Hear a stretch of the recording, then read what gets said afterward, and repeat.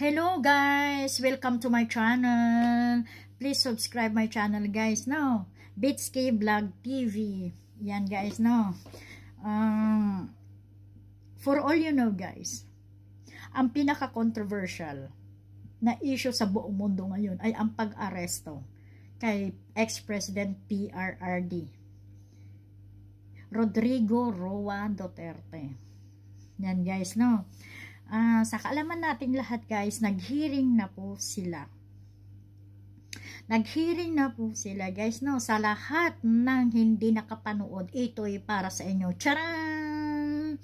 Okay? Ang sinabi lang sa kanilang hearing ay ang kanyang identities, kung siya ba talaga si Rodrigo Roa Duterte. Yan, lahat ng kanyang mga kaanuhan sa buhay, mga ganyan, etc. Ilang taon na siya, parang mga ganyan ang kanilang pinag-usapan. So,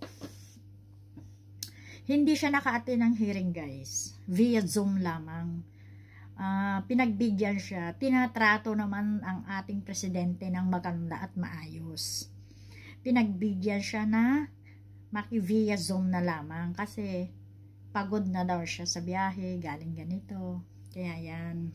So, ito naman si Medaldea, ang executive former secretary ni Tatay Digong, na kanyang abogado ngayon ay masyadong matatas ang dila, madaldal.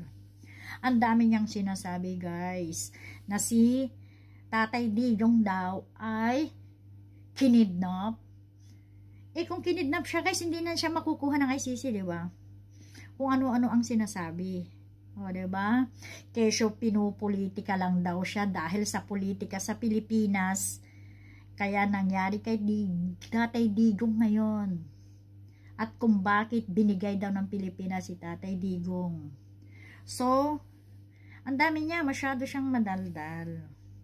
Si Medaldea, ang abogado ng ating presidente, ex-president PRRD.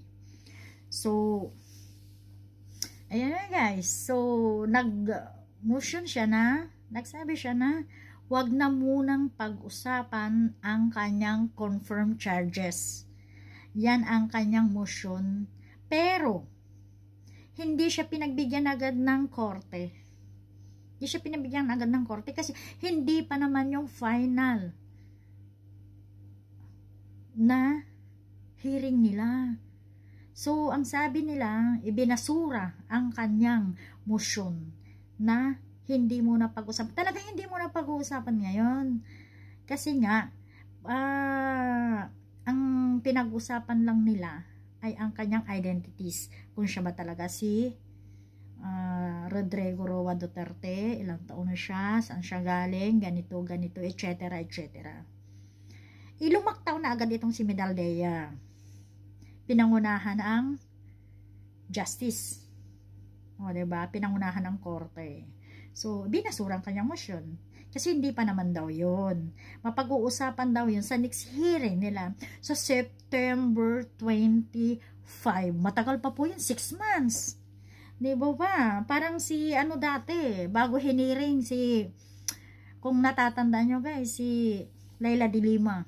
After 6 months, tapos hiniring siya ulit ng, yun na, puspuso na siya. No, guys, no? Yan. Yan ang balita ngayon sa lahat ng hindi nakapanood. Yan lang ang previews, yan lang ang aking i-share sa inyo na balita tungkol kay Tatay Digong sa kanyang hearing. Okay guys, thank you very much. Thank you very much. Antabay lang po kayo guys, no? Baka sa susunod na mga news or mapapanood, i-share ko po sa inyo.